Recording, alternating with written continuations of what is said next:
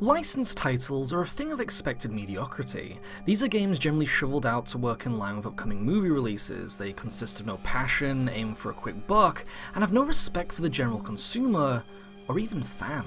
Friday the 13th, the game, is another licensed title, yet feels steered by the reins of passionate fans who also happen to be developers. It has the theme and the concept to rise up and become an adaptation based on a movie that for once presents itself like it's answering the needs for its fans.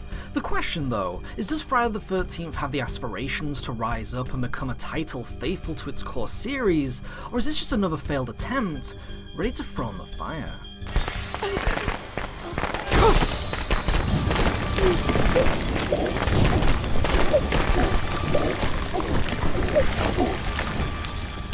Friday the 13th, the game follows the creative murders of one Jason Voorhees, a hockey mask wearing zombie that's lack of mercy and emotion portray a rather sinister villain, one that a single player of 8 in a lobby gets the opportunity to play and kill as.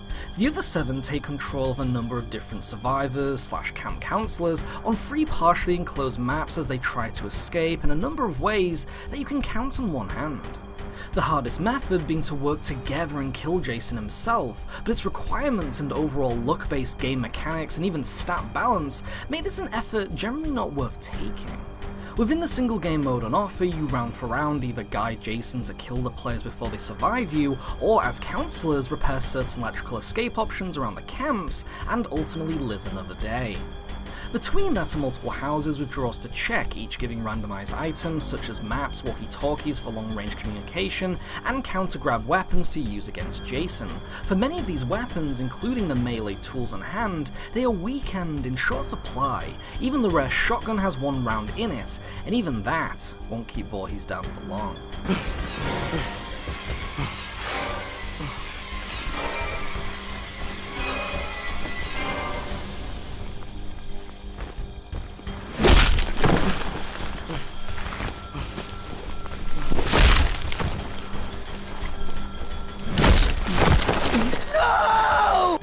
This is where the counselors and their different stats come into play. One, for instance, might be great as bait and come with traits rolling in speed and stamina. Another might be talented in stealth, making Jason easier to hide from. Or even some obtaining stronger stun damage or vehicle repair. Beyond that is the currency-based system that you acquire by playing and successfully killing or escaping in matches. These can be used to buy randomly unlocked perks that all have their own rarity values, which gives a slight reason to keep coming back to play for better rolls and stronger counselor traits. Jason's rewards come in the form of executions, which are pretty much just there for eye candy, though the majority come off as lackluster, and so don't be surprised if you find yourself sticking to a select few and relying on the more entertaining environmental kills.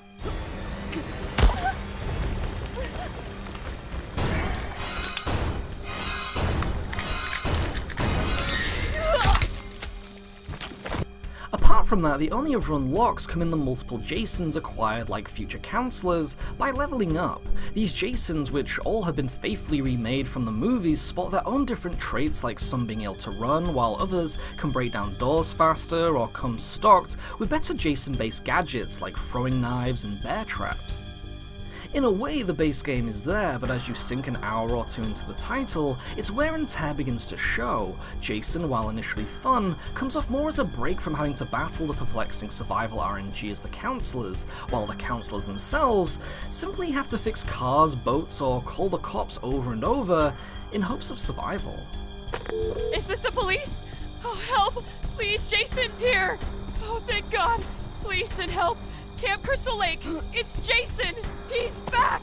Mr. Voorhees, on the other hand, loads up 4 abilities shared between all of his variants. These come as teleportation talents like first-person zooming, which gives nostalgia to the Evil Dead, along with being able to see through walls and deactivate his proximity music, so players can't even see him coming.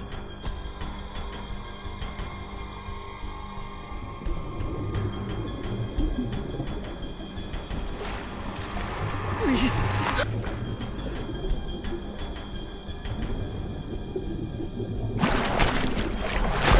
This then transfers to the counselors and how they can counter such ability-based weapons like hiding under beds, in cupboards, climbing through windows, and crawling at a snail's pace to reduce the sound waves made for Jason to locate you with.